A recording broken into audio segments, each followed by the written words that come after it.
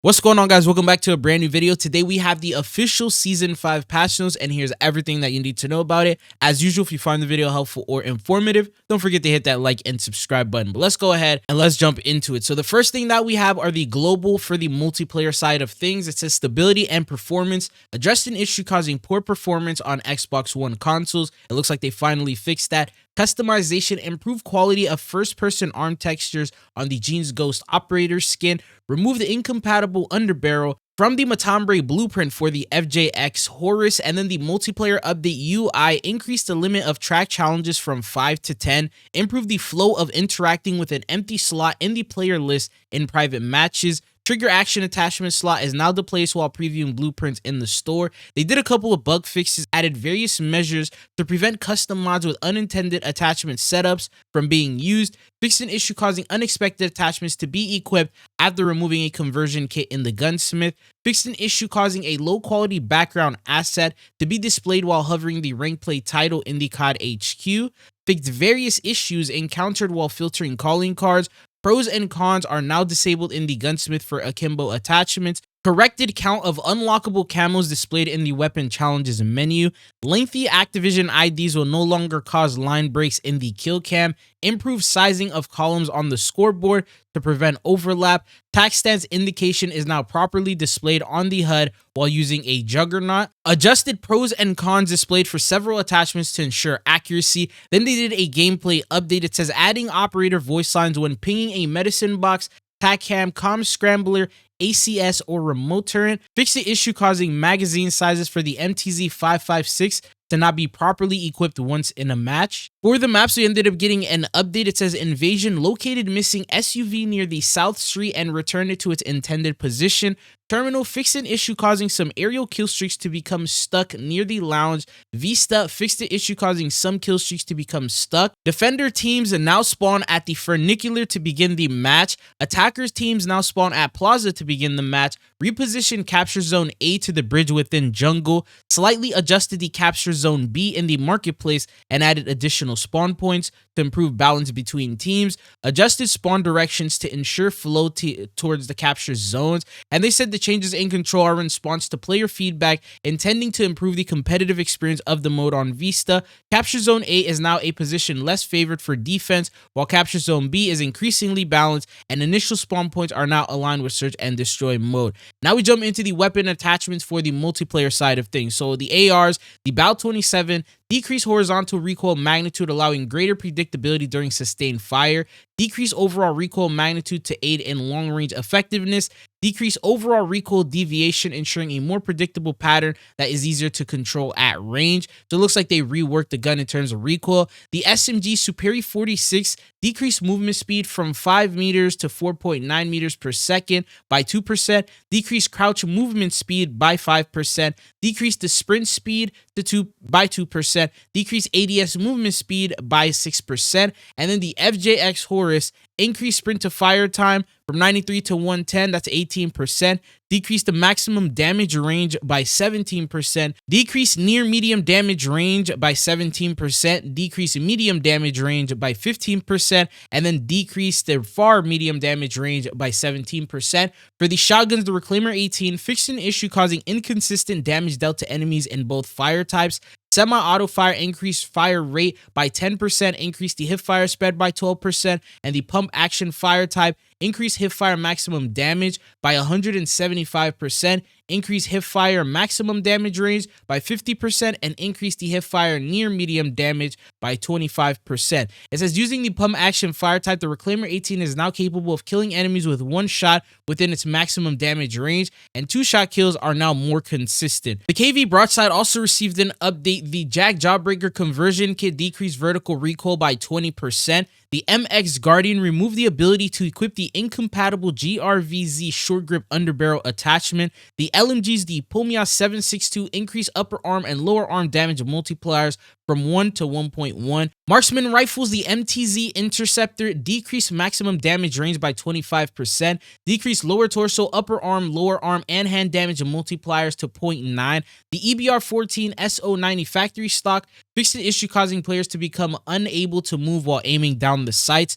For the sniper rifles, the XRK Stalker increased upper leg, lower leg, and foot damage multipliers to 1.1. Within its maximum damage range, the XRK Stalker is now capable of one-shot kill regardless of the hit location. The Karok .300 for the MW2 weapons increased maximum damage from 12.7 to 17.8 by 40%, increased near medium damage range by 115%, and removed the medium damage range. For the handguns, the Core 45 decreased the rate of fire by 36%. XRX V6 match trigger action decreased rate of fire by 40%, and the XRK V21 heavy match trigger action decreased rate of fire by 50%. And then they give a description. They said it was previously more beneficial than intended. Due to negligible downsides, fire rate increases are generally kept below 50%. We'll continue to monitor player feedback. The TYR increased maximum damage range 14% and increased the near medium damage range by 33%. The GS Magna removed the ability to equip the incompatible Jack NRG IV optic attachment. For the melee weapon, Sledgehammer decreased movement speed by 22% and decreased heavy swing melee range by 40%. Now the perks, Engineer Vest added a lethal equipment slot. The Gunner Vest added a boots perk slot. Demolition added a second gear perk slot. CCT Comms Vest added a tactical equipment slot. Overkill Vest added a field upgrade slot. Ninja Vest added a gloves perk spot. Assassin Vest added a field upgrade slot. The Gunslinger Vest added an extra lethal equipment to the equip slot. Mission Control Vest added a boots perk slot. Modular Assault Rig Vest added a second gear slot. Compression Carrier Vest added a tactical equipment slot. For the kill streaks, score earned via kill streaks will no longer contribute towards earning the next available kill streak. They said although the streaks from earned kill streak modifier is now disabled, the looping streaks modifier will remain active thanks to positive player feedback. The MGB with the looming threat of a DNA bomb now contained the MGB return, so it looks like it was a limited time thing. And then zombies. Stability resolved a crash that occurred when multiple users placed a sentry turn at the same time. Solved several crash bugs that occurred while getting kills in unstable rift. Progression, the Reclaimer 18 challenge, get 20 consecutive kills with the Reclaimer 18 10 times without taking damage, now progresses as intended. For the UI, weapon widget on the HUD now supports ammo counts greater than 999. Bug fixes fixed an issue causing improper ammo counts to be displayed while using the mags of holding schematic. Fixed several instances in which calling card splashes did not match in-game menus. Accessibility, some visual effects such as flash muzzles have been reduced to improve player comfort. The gameplay addressed an exploit allowing players to enter inaccessible areas while carrying a sentry turn. Fixed an issue causing players to receive invalid weapons via a mystery box. Resolved an issue where the Cast 10 584mm mod barrel attachment was removed and reverted to the default barrel upon loading into a match with the Flammable Fury weapon blueprint equipped. Resolved an issue where the max ammo power-up did not instantly fill the magazine of a left-handed akimbo weapon. Resolved an issue where the tac sprint animation for Sledgehammer melee weapon differed between third-person and first-person views. Resolved an issue in Operation Deadbolt where the helicopter would occasionally fail to move away from the exfil location after taking off. Now we jump into the Warzone side of things. Here's the playlist update starting from now, July 24th, going all the way to the 31st. You have Superstore, Resurgence, Quads and Yurzik Stand, Rank Play, Plunder, Battle Royale, Resurgence, as well as Trios. Anyways, now we go into the general changes. It says new Warzone rewards. Season 5 introduces new weapon camos, blueprints, and other cosmetics. Though already available in Warzone reward system, we've added 16 new challenges divided into 4 categories. And then they also showcase that there's going to be new maps and modes. For example, there's going to be a new Champions Quest reward. And this is the photo that they provided of the brand new camo that you'll be able to get, called the Super Slick Camo. And then they go on to talk about what they've adjusted and changed. All maps and all modes, the buy station inventory, the new RDB now replaces the PRD. Inventory limited stock of 2 costs 4,000, excludes Vondel, and Resurgence Specialist has been added to buy stations costing 30,000, limited stock of 1, excludes Ranked. All maps in Resurgence, the Champions Quest timers, the timers for each element has been reduced per squad size. For quads, reduced to 10 minutes 5 seconds, down from 10 minutes 45 seconds. Trios, reduced to 8 minutes 5 seconds, down from 8 minutes 35 seconds. Duos, reduced to 6 minutes 30 seconds, down from 6 minutes 40 seconds. Solos reduced from 4 minutes 20 seconds down from 4 minutes and 30 seconds. They said they're happy with the current challenge, but they wanted to create more gunfights around the nuke itself. We've noticed a lot of nukes were planted with few squads remaining and or in final circles. That was never the intent, and hopefully these timer reductions will keep the challenge difficult and make the ending more exciting. But redeploy weapons. Handgun attachments have now been refreshed, updated a few primary weapons supplied later into matches. For the public events, the introduction of the bounty contest reduces the chances of the following: occupation scan on Rebirth Island and Vondel, rogue signal on Fortune Skeep. The solo contract behavior quality of life update. Contracts will no longer be canceled if you are eliminated in Resurgence solos. Going on to the new weapons, we have the static HV, and they just showcase a photo of that. Then we have the STG 44, and then we go on into the weapon balance and adjustment. So the MCW lower torso modifier increased to 1.1 up from 1. This brings it to the same TTK as the upper torso and arms,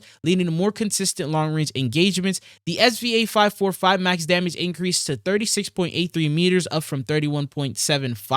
The BAL 27 max damage increased to 26.67 meters from 21.57.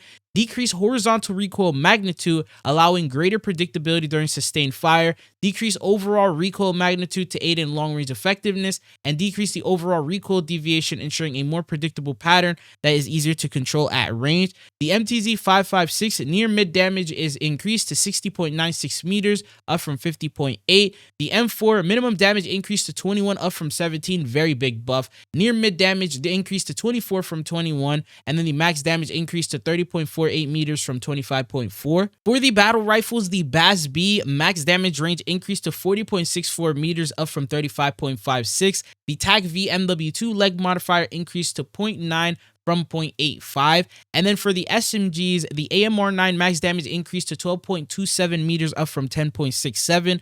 Near mid damage range increased to 21.59 meters, up from 17.78. The FJX Horus received a massive nerf. Max damage decreased to 8.63 meters, down from 10.16. Near mid damage range decreased to 17.27 meters, down from 20.32.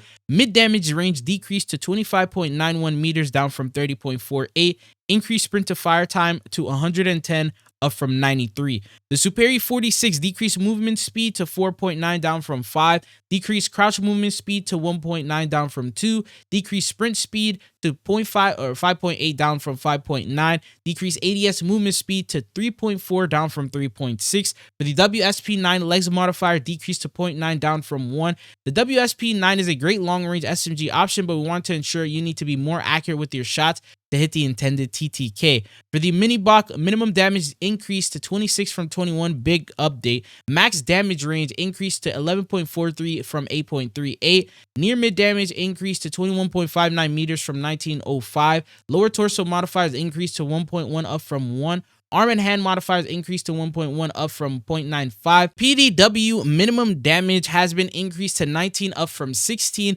Near mid damage increased to 24, up from 22. The Vel 46 near mid damage increased to 22, up from 20. Minimum damage increased to 16, up from 15. Arm and hand modifiers increased to 1.1, up from 1. The Vaznev 9K minimum damage increased to 27, up from 25. Minimum damage increased to 23, up from 20. And the maximum damage range increased to 11.43 meters, up from 8.89. For the LMGs, the Bruin MK9 max damage range has been increased to 36.83 meters from 31.75. The Holger 26 lower torso modifier decreased to 1, down from 1.1. The Holger 26 was a dominant long-range choice this past season. While we want to keep it that viable long-range option, it was slightly overperforming. This change makes it so you have a bit more accurate. You have to be a bit more accurate for the TTK. And then the Pumia 762 max damage range increased to 34.29 meters, up from 27.94.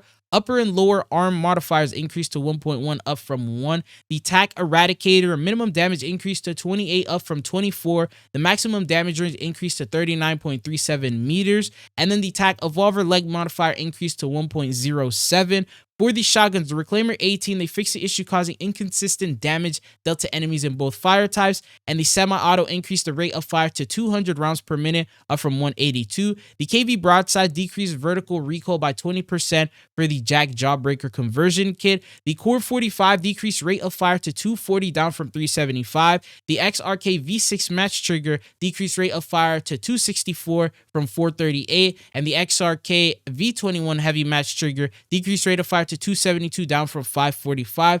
And then for the Sledgehammer, the last weapon change decreased movement speed by 22% and decreased heavy swing melee range to 3.2 meters, down from 5.3. They did some UI updates as well, and it says dynamic gas overlay quality of life. The gas mask overlay will now fade in and out depending if you're in gas or not. This way players can equip the gas mask at any time without having their vision impacted. Reinforcement flare quality of life. We've added a reminder in the HUD whenever your squad mate is eliminated and you have a reinforcement flare available. Infield parachute. Added the parachute camera perspective setting to the console graphics menu. The setting allows players to change between first and third person view while parachuting during the initial infill. And then plate carriers, the stow prompt now appears properly when looking at a plate carrier loot card. And then we have the bug fixes that were updated. It says fix the issue preventing the find the party feature from functioning properly. Fix several issues causing crashes and errors. Fix the issue causing vehicle icons to be larger than intended on the minimap and tac map. Fix the issue in plunder preventing the down icon from appearing in the kill feed.